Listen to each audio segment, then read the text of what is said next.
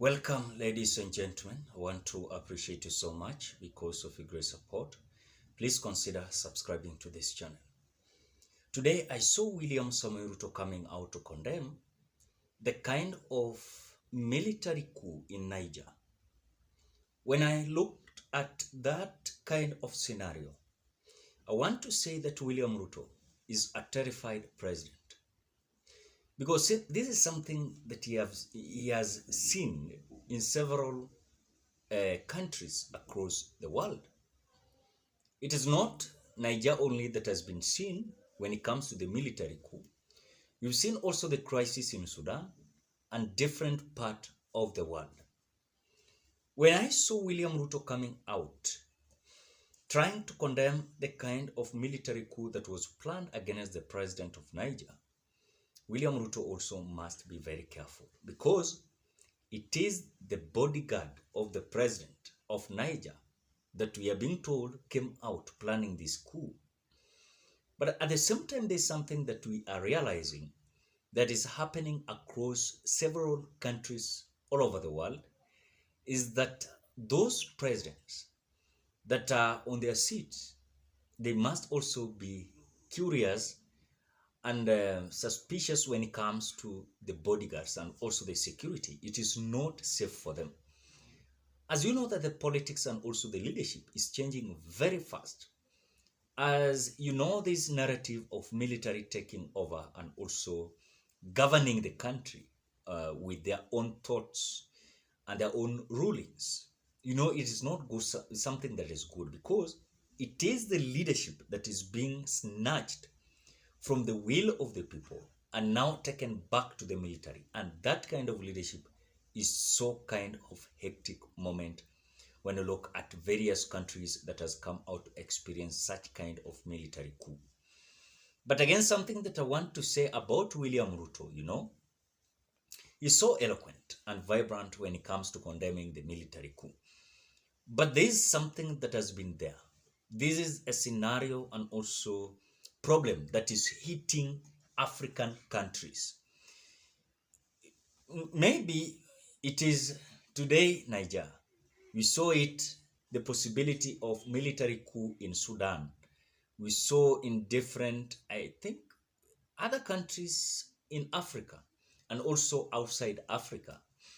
So the lesson that should be learned there, it is that how can this military coup should be stopped, because it is giving us a kind of message that you can come out and decide to elect a president and maybe a president has done nothing, and just because president never came out accepting certain agreement with the military, or rather there are certain issues that are not here or there, that just for the sake that this can be discussed and resolved, then you find that the military is dividing themselves in between. Then you find the president is having his half of the military and the other military is on the other side. And that is why you will see the possibility where the opposition of a country might partner with the half of the military. And this is how the anarchy might be planned, and the current sitting president might face a very kind of hectic moment because it might not be appealing to them. If, for example, in case in the Republic of Kenya, we are having an opposition leader who is controlling almost a 50%, a half of the population of the country.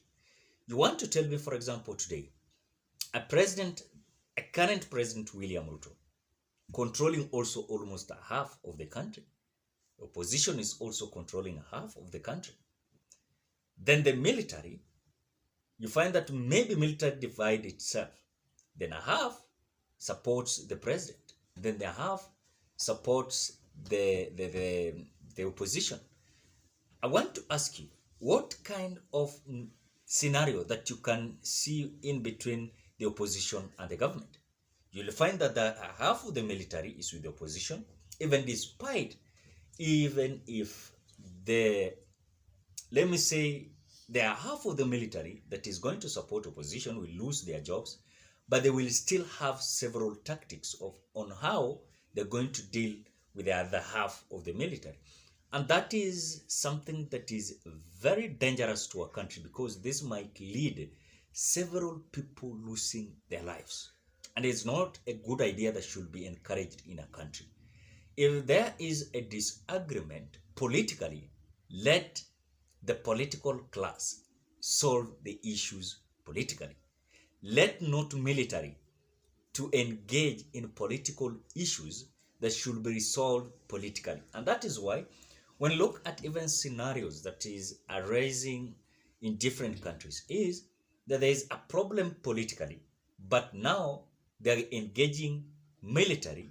And when you look at the issues that are being resolved according to military, it might be a war, it might be a coup, it might be a coup. That is the kind of scenario that is there. But again, something that is so much important that I wanted to address is that even despite William Ruto is coming out to condemn a bodyguard leading a coup, a presidential bodyguard leading a coup, what does that message mean to these other African presidents? One, they are not trusting again. They are not trusting again their presidential bodyguard, because that is why you saw several presidents, they always take their own tribe to be their presidential bodyguard.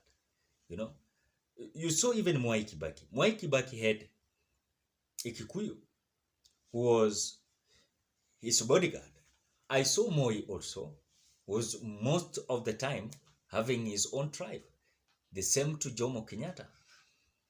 Then Uhuru Kenyatta, I don't know if he took his own tribe. I don't know.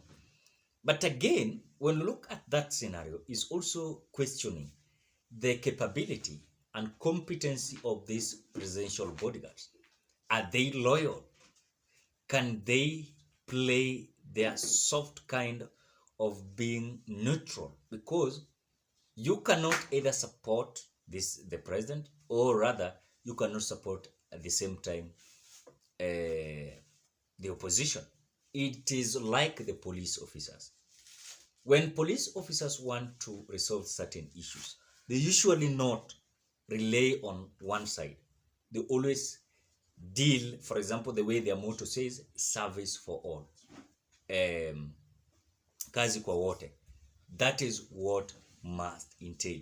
But at the same time, there's something that we are trying to address. It is not easy, as another president coming out to condemn the coup that another president is facing in a certain country. It means the alarm is so high.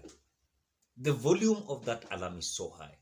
So for these other presidents, also they must be very keen on such kind of issues, or rather they might be affected again at the way issues are arising in other countries. But again, it is not something that is usually being experienced in several countries, but the countries that has experienced this kind of military coup, they are not many. They cannot even reach 10% of the countries in, let me not even say 10%, even 2% of the countries in Africa. But again, this is something that must be condemned, because why? Even if I'm not supporting William Ruto, or rather I'm not supporting Raila Amolo Odinga, if the president, it will not be good for a military coup to be experienced in the country, because this always leads to the bigger percentage of people losing their lives. So it is not something that is recommended. It is not something that is encouraged. So my message is, even despite of William Ruto coming to say that, condemning the kind of coup that is happening in Niger, is a terrified man, is not comfortable. Because when you look at even the head of the KDF, or rather the head of militaries, most of them are not his tribe. Because when you look at different presidents, they always project their own tribe to be heads of the military. So that is whatever has been always happening. So William Ruto condemning the kind of coup in Niger, it is a kind of his mind, and also the way he's looking things, he is terrified. Ladies and gentlemen, what are thoughts? Drop your opinion at the comment section below. Otherwise, thank you so much because of great support. Please consider subscribing, liking, commenting, and sharing this video.